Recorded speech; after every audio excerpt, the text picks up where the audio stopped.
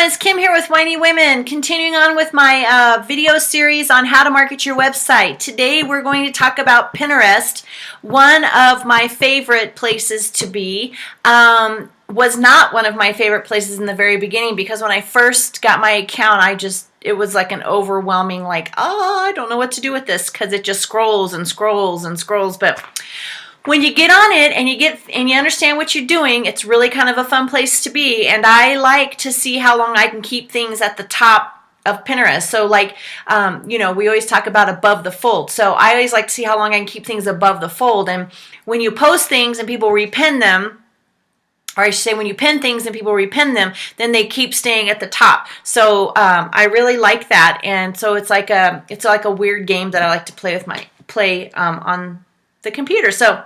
But let me give you some stats on Pinterest.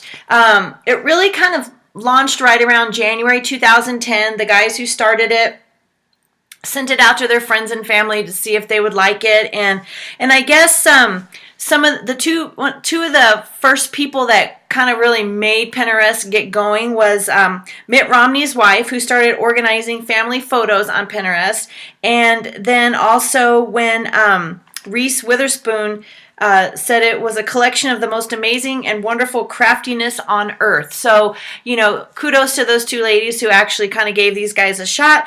But I just want to read some stats that came out in the April edition of Fortune magazine.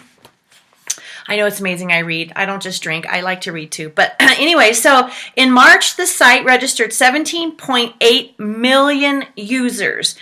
It's a 52% jump in just 1 month, and it's not open to everyone. Like I said, you have to get invited. So if you don't have a Pinterest account and you need to be invited, let me know. I'll be happy to invite you. Just send me an email. Pinterest found its most passionate users among the Midwestern scrapbook set and mostly female group.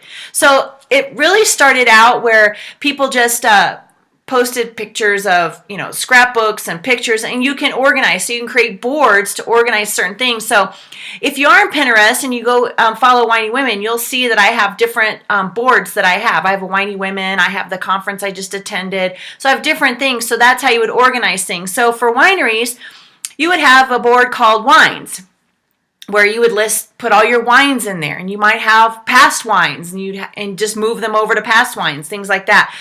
Food pairings, you could have food pairings and have your wines and food pairings there.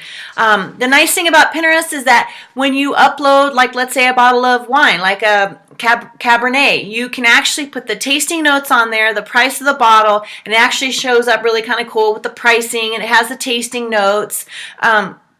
And then people will repin it, which is cool because then basically they like it, but they're repinning it because what they're doing is they're repinning it and putting it on their board. So they're actually taking a copy of that and putting it where their friends can see it. In February, Pinterest drove more traffic to websites than Twitter, Google+, LinkedIn, and YouTube combined.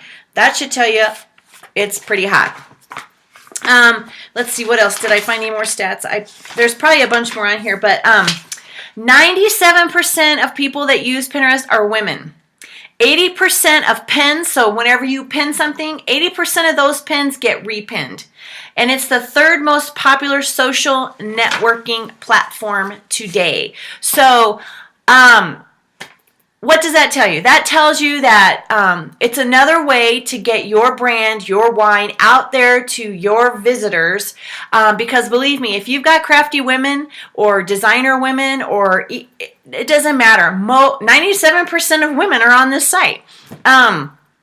So when you're throwing your stuff out there, they're going to see it, and if something comes across and they're interested, they're going to repin it. It's going to go on their board. It's saved, so then they can go back and reference later. So, if you're pushing out wine on Pinterest and they see that, that's going to entice them that they're going to want to go buy it, especially if you have good tasting notes written up about it. So, and here's a tip. There are very, very, very few wineries on Pinterest. I would say maybe 10, 15 that are on there. One of them I know is an Oregon winery, and they actually have all their wines up there with food pairings and everything like that. So go type in wineries on Pinterest and you'll see what I'm talking about. But utilize Pinterest, utilize Facebook, utilize Twitter. So if you have any questions on Pinterest, I'm telling you, it's the next hottest thing. And so you need to just add to it, add your stuff to Pinterest, take a few moments and get some things up there. It gets your brand out there. It's another way for people to find you. So, and it's marketing your website, marketing your winery. You can post pictures of your winery. You can talk about events on your winery and things like that. It's an all-inclusive kind of little site that you can use. So, until next time, if you have questions about Pinterest, don't hesitate to shoot me an email and ask me about it. Leave me a comment if you're already on Pinterest and how you're utilizing it for your winery. I would really be interested to know. I'd be happy to go look at it as well. So until next time, I think next time we're going to talk about LinkedIn, and then we might just kind of start wrapping things up a little bit from there. So anyway, you guys have a good rest of your day, and I will talk to you soon. Cheers.